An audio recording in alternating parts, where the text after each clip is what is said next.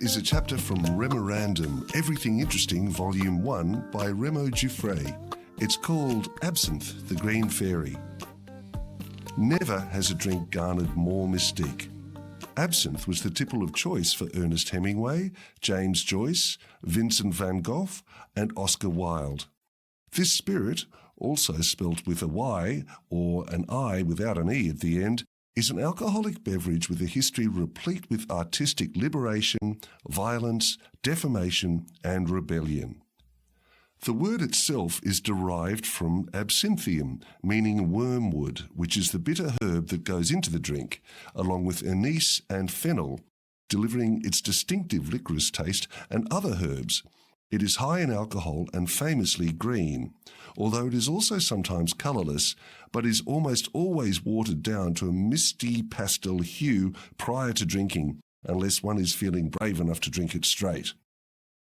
Absinthe earned the name the Green Fairy, or simply La Fée, the fairy, as it quickly became an aid for artistic exploration and innovation in late 19th century Europe and America. Bohemian artists, writers and poets would drink a whole lot of it, get drunk and then apparently feel very inspired indeed.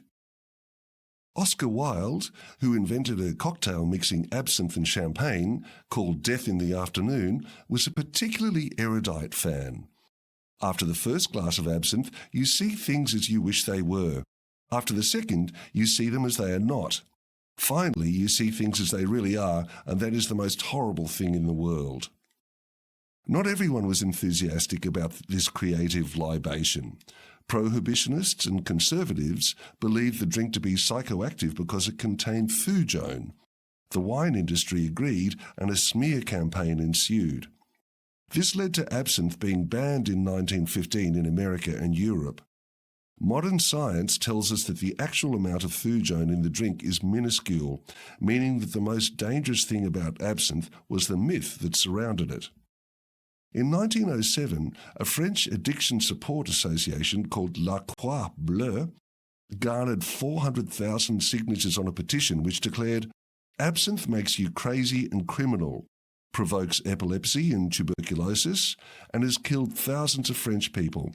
It makes a ferocious beast of man, a martyr of woman, and a degenerate of the infant.